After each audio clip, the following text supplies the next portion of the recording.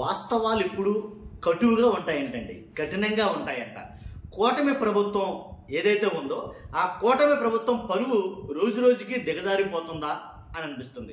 ఎందుకంటే అప్రతిష్ట పాలవుతుందేమో కూటమి ప్రభుత్వం, ప్రజల్లో ఉన్న పరువు కాస్త పోతుందేమో. రోజు రోజుకి జరుగుతున్న సంఘటనలు బట్టి వాళ్ళ ఎమ్మెల్యేలు నడుచుకుంటున్న తీరు, అలాగే వాళ్ళ మంత్రులు చేస్తున్నటువంటి విధానం, కాబట్టి ఇన్నిటిని బట్టి ఖచ్చితంగా కూటమి ప్రభుత్వం ప్రజల్లో తనకు ఉండేటటువంటి పరువు అయితే కనుక పోతుందేమో అని ఖచ్చితంగా చెప్పాలి. మరి ఎలా ఉంటే రోజు రోజుకి పరిస్థితులు ఎలాగ ఉంటే కూటమి ప్రభుత్వం వచ్చే ఎన్నికల్లో అసలు గెలిచే అసలు విధానం ఉందంటారా?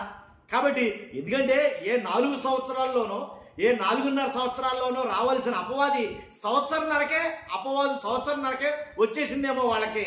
కాబట్టి వాళ్ళ పరువు వాళ్ళ ఎమ్మెల్యేలు మంత్రులు తీసేస్తున్నారేమో, పార్టీ పరువు అనేది కనుక ఖచ్చితంగా నాకైతే అనిపించింది. మీకేమనిపించిందో ఖచ్చితంగా కామెంట్ రూపంలో తెలియజేయండి. కాబట్టి ఏ రకంగా కూటమి పరువు పోతుంది? కూటమి పరువు పోవడానికి 16 కారణాలు అయితే చెప్పబోతున్నాను నేను. 16 కారణాలు కూడా ఆ కూటమిని అప్రతిష్ట పాలు చేసే ఈ కారణాలే 16 కూడా. ఆ 16 ఏంటో మీరు తెలుసుకోవాలంటే ఖచ్చితంగా ఎండ వరకు చూడండి. ఫస్ట్ అయితే లైక్ చేయండి, నాకు మోటివేషన్గా ఉంటుంది, ఎక్కువ మందికి ఇన్ఫర్మేషన్ షేర్ అవుతుంది. అంతేకాదు మొత్తం అందరికీ తెలియాలి కాబట్టి మీరు లైక్ చేయండి బాధ్యతగా. అంతేకాదు షేర్ చేయండి, కొత్తగా మన ఛానల్ చూస్తే పక్కాగా సబ్స్క్రైబ్ చేయండి, మీ అమూల్యమైన అభిప్రాయాన్ని కామెంట్ రూపంలో తెలియజేయండి. ఏంటంటే ఫస్ట్ కూటమి ప్రభుత్వం ఏర్పడ్డ తర్వాత ఏర్పడ్డదన్న మాటే కానీ, కూటమి ప్రభుత్వం అధికారంలోకి వచ్చిందన్న మాటే కానీ వాళ్ళకి ఆ సంతోషం లేకుండా పోయిందేమో. ఎందుకంటే ప్రజలు ఓట్లు ఇస్తే గెలిచిన ప్రభుత్వం కాదురా ఇది, ఈవీఎంల ప్రభుత్వం అని ఒక మాట అన్నారంతే. దెబ్బకి ఉన్న సంతోషం కాస్త ఆవులైపోయింది. ఇక ఆ ప్రభుత్వానికి పెట్టింది పేరేంటంటే కనుక ఈవీఎంల మీద ఆధారపడి గెలిచిన ప్రభుత్వం, ఈవీఎంల ప్రభుత్వం అని అంటాం మొదలెట్టారు. అది వాస్తవమా అవాస్తవమా పక్కన పెడితే ఆ పేరైతే అలా ఉండిపోయింది. దాని తర్వాత రాష్ట్రంలో జరిగిన ఒక్కో సంఘటన ఒక్కొక్కటి ఆ రోజు రోజుకి దిగజారిపోతూనే వచ్చింది. ఒకసారి చూస్తే కనుక ఎలా అంటే లడ్డూ వ్యవహారం ఏదైతే అసలు పవిత్రమైనటువంటి మొత్తం యావత్ భారతదేశంలో పవిత్రమైన పుణ్యక్షేత్రం, అలాంటి పుణ్యక్షేత్రంలో అలాంటి తిరుపతిలో ఏదైతే లడ్డు వ్యవహారం ఉందో నెయ్యి కల్తీ అయ్యింది. కాబట్టి ఏదో పందుకోవన్నారో ఎద్దుకోవన్నారో ఇలాగా కలిసిపోయింది దాంట్లో. అది తిన్న వాళ్ళంతా అపవిత్రమైపోయారు, ఆ పవిత్రత పోయింది అన్నట్టుగా మాట్లాడుకొచ్చారు. సాక్షాత్తు ముఖ్యమంత్రి గారే ప్రెస్ మీట్ పెట్టి నిజ నిర్ధారణ కాకుండా, నిజాలేంటి అబద్ధాలేంటి తెలియకుండా ఆయన మాట్లాడేసిన మాటలో కొన్ని మాట్లాడితే కనుక రాష్ట్రం మొత్తం నివ్వెరపోయింది. ఎందుకంటే కనుక అపవిత్రమైంది అనేది. ఎప్పటికీ క్రాస్ చెక్ చేస్తానే ఉన్నారు, ఇంకాను దానికి అతిగా తెలియదు, వాస్తవాలు ఏంటో లేవు, దాంట్లో నిజముందో లేదో తెలియదు, అసలు కలిసి జరిగిందో లేదో తెలియదు. అరెస్ట్లు అయితే జరిగాయి, మరలా బెయిల్ అయితే వస్తున్నాయి. అయితే అది కంటిన్యూ ప్రాసెస్గా జరుగుతూనే ఉంది. నాకు తెలిసి ఇంకో 5 ఏళ్ల పాటు జరుగుతుందేమో, అర్థం కాని పరిస్థితి. కాబట్టి అంతేకాదు ఏదైతే అలాంటి సంఘటనలు తిరుపతిలోనే తొక్కిసలాట, అలాగే ఇంకోటి ఏంటంటే అరుణాచలంలో అనుకుంటా, సింహాచలం ఆలయంలో గోడకూలి 8 మంది చనిపోవడం, తిరుపతి తొక్కిసలాట్లో 6 మంది చనిపోవడం, ఇలాంటి సంఘటనలు చెదురుమదురుగా జరుగుతూనే ఉన్నాయి. మరి ఏమనుకోవాలి? కాబట్టి అంటే సరైన ప్రజా విధానాలు లేకపోవడమా, సరైనటువంటి విధానాలు లేకపోవడమా అనేది అర్థం కాని పరిస్థితి. ఆ ఎన్ను ఒకతోడైతే కనుక తర్వాత విజయవాడ వరదలు, అగ్గిపెట్లు అన్నారు, కొవ్వొత్తులు అన్నారు, కోట్లు తినేశారన్నారు. కానీ విజయవాడ వరదలు ఎవర్రా కారణం అంటే కనుక ప్రతిదానికి జగన్ గారిని మాత్రం తీసుకురావడం అయితే జరిగింది. ఇలాగా ఒక్కొక్క సంఘటన, రాష్ట్రంలో జరిగిన సంఘటనలు అన్ని పరిశీలిస్తే నిజంగా ఇది జరుగుతుందేమో అనేది అనిపించింది. ఏంటంటే గుంటూరు తూర్పు ఎమ్మెల్యే ఎవరైతే నసీర్ అహ్మద్ ఉన్నారో ఆయన రాసలీల కావచ్చు, వీడియో కాల్, అలాగే అలవాల రమేష్ రెడ్డి, గాజుల ఖాదర్ భాష, రాయచోటి టీడీపీ నాయకుడు ఈయన, అలాగే కోనా రవికుమార్, కోనేటి ఆదిమూలం, ఈ వీడియోలన్నీ చూస్తా ఉంటే కనుక ఏంటంటే ఆడియో కాల్లో ముద్దులు, వీడియో కాల్లో అగ్గులు ఏంటి ఒక్క రకంగా లేదనమాట. రాష్ట్రంలో టీడీపీ ఎమ్మెల్యేలు కొంతమంది, అలాగే కూటమి ఎమ్మెల్యేలు అని పిలవాలి వాళ్ళందరినీ, కూటమి ఎమ్మెల్యేలు వాళ్ళ రాసలీలకి అడ్డు అదుపే లేకుండా పోయింది. కాబట్టి మహిళల పట్ల వాళ్ళ విధానం మహా దారుణంగా అయితే జరిగిందనమాట. కాబట్టి అంతేకాదు ఎలా అంటే ఇంకా కేసులు పరంపర చూస్తే రాష్ట్రంలో కేసుల్లో జైలు సారో అనే ఒక ఐటమ్ అయితే నేను చూసా. ఆంధ్రప్రదేశ్లో జైళ్లు సరిపోవటంలా అరెస్ట్ చేసిన వాళ్ళతోటి. ఎందుకంటే సుగాలి ప్రీతి కేసు చూసుకుంటే ఏం జరిగిందో నేను మీకు చెప్పనవసరలా, ఎంతకాలం నడిచిందో నేను మీకు చెప్పనవసరలా. కాబట్టి ప్రతి కేసు కూడా సుగాలి ప్రీతి కేసు ప్రతిదీ కూడాను చాలా ఎలా అంటే ఎంతమంది అరెస్ట్ చేశారు, ఏం జరిగింది, ఏం జరుగుతుందో మీకు అర్థమైంది. అలాగే పవన్ కళ్యాణ్ గారు కానీ చంద్రబాబు నాయుడు గారు కానీ ప్రభుత్వంలోకి రావడానికి ఎన్ని అసలు వాగ్దానాలు ఇచ్చారు, ఎన్ని హామీలు ఇచ్చారో మీ అందరికీ తెలిసిన విషయమే. కాబట్టి దాంట్లో పవన్ కళ్యాణ్ గారు మాట్లాడిన మాటలు కొన్ని మాటలు 1-2 చెప్పాల్సి వస్తే 30,000 మంది అమ్మాయిలు ఆంధ్రప్రదేశ్లో మిస్ అయ్యారు, మిస్సింగ్ కేసులు ఉన్నాయి. 30,000 మంది అమ్మాయిల్ని అపహరించుకుపోయారు ఇతర దేశాలకి. దానికి కారణం వాలంటీర్లు లేదా రేషన్ డిపో వ్యాన్లే వీటికి సహాయం చేసే అని ఏదో ఒక అసలు ఏం చెప్పారో అర్థం కాకుండానే మొత్తం 30,000 మంది మిస్ అయ్యారు, నాకు ఇంటెలిజెన్స్ వర్గం నుంచి నాకు రిపోర్ట్ ఉందని చెప్పారు ఆయన. కానీ ఆ 30,000 మంది అమ్మాయిల్ని మేము ప్రభుత్వంలోకి వస్తే తీసుకొస్తామని కూడా అన్నారు. కానీ ప్రభుత్వం వచ్చింది ఏడాదిన్నర అయింది, వాటి ఊసే లేదు, ఆ సంఘటన ఊసే లేదు. ఆ 30,000 మంది అమ్మాయిలు మరి వస్తారో రారో తెలియదు. ఇలాంటి కొన్ని హామీలు అయితే కనుక వాలంటీర్లకు ఇచ్చిన హామీలు అప్పట్లో వాళ్ళు ఆ హామీలు నిలబెట్టుకోలేదు సరికదా, వాళ్ళని గాలి వదిలేశారు, వాళ్ళ బతుకులు చిత్రమైపోయాయి నన్ను అడిగితే కనుక వాలంటీర్లు. అంతేకాదు ఇంకోటి ఏంటంటే తర్వాత రేషన్ డోర్ డెలివరీ చాలా బాగా జరిగిందనే చెప్పాలి. ఎక్కువ మంది రేషన్ డోర్ డెలివరీ విధానాన్ని స్వాగతించారు, ఇది మాత్రం చెప్పొచ్చు. కానీ అలాంటి రేషన్ డోర్ డెలివరీ విధానాన్ని రద్దు చేశారు. ఓకే, అదంటే రద్దు చేశారు, అంతకుముందు ఇచ్చిన విధానం అది కాదు కాబట్టి ఆరోగ్యశ్రీ దీన్ని సంజీవని అని అనాలి.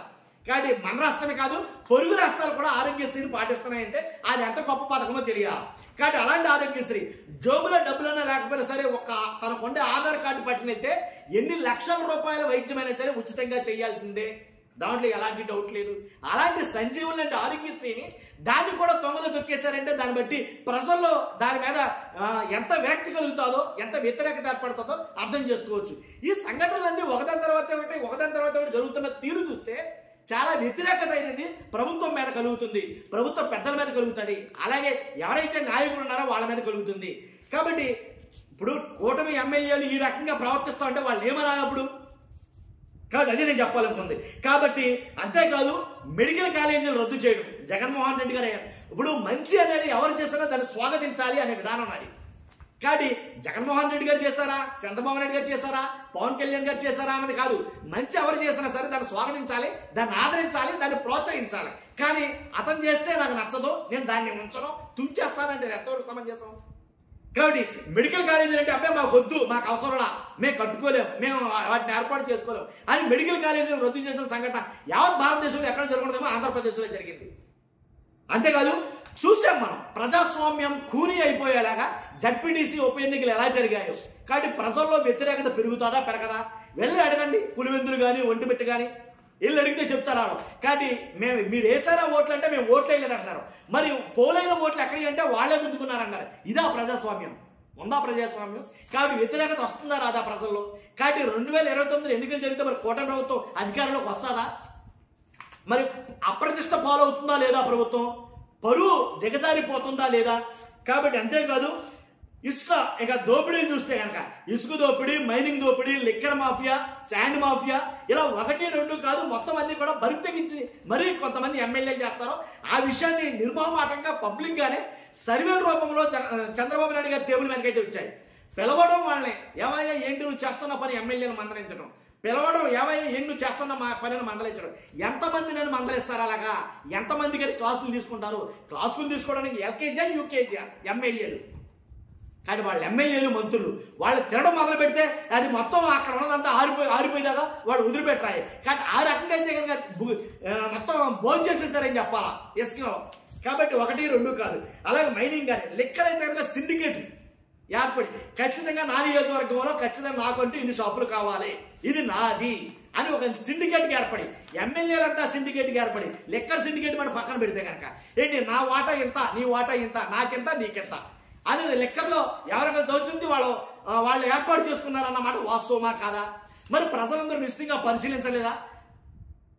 కాబట్టి అది జరిగింది. అంతేకాదు అడ్డగోలుగా ఎక్కడ చూస్తే అసలు బెల్ట్ షాపులు భయంకరంగా బెల్ట్ షాపులు అయితే పెరిగిన బెల్ట్ షాపులన్నీ కూడాను ఎక్కడి నుంచి వచ్చినాయో మనం చూడొచ్చు, ఎన్ని బెల్ట్ షాపులు ఉన్నాయో చూడొచ్చు. కాబట్టి దివ్యాంగుల ఇప్పుడు రీసెంట్గా నిన్న మొన్న దివ్యాంగుల పింఛన్లు ఏం జరిగాయి చూసాం కదా మనం.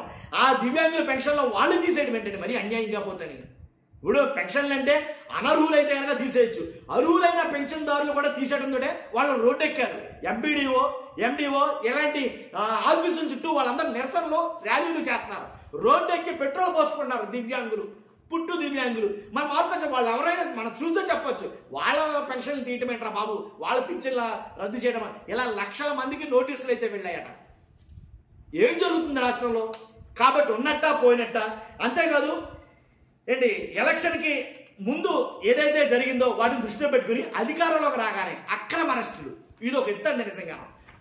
ఇదొక సెపరేట్ అధ్యాయం అని చెప్పాలా. అరెస్టులు అనేవి సోషల్ మీడియా యాక్టివిస్టులను దారుణంగా అరెస్ట్ అయితే చేశారు. అంతకుముందు చేయలేదంటే కనుక దాని గురించి మాట్లాడట్లా. చేస్తే చెయ్యాలనుందా? చేస్తే అంతకుముందు చేస్తే చెయ్యాలనుందా? కాబట్టి సోషల్ మీడియా అరెస్టులు, అలాగే ఎమ్మెల్యేల అరెస్టులు, మంత్రుల అరెస్టులు 1, 2 కాదు, అక్రమ అరెస్టులు వేల మీద అయితే జరిగాయి సోషల్ మీడియా యాక్టివిస్టుల మీద, అలాగే నాయకులందరూ కూడా. కాబట్టి ఈ రకంగా 1, 2 కాదు, జరుగుతున్న ప్రతి సంఘటన 1 స్టెప్ డౌన్ చేస్తుంది కూటమి పార్టీని. దాంట్లో ఎలాంటి డౌట్ లేదు. కాబట్టి నేను అంటున్నా, ఎలా అయితే గెలుస్తారా ఇది నేను అడిగేది. చూస్తున్నా మీరు అందరూ కూడా మీ అభిప్రాయం ఖచ్చితంగా కామెంట్ రూపంలో తెలియజేయండి. ఫస్ట్ అయితే లైక్ చేయండి. Thank you very much.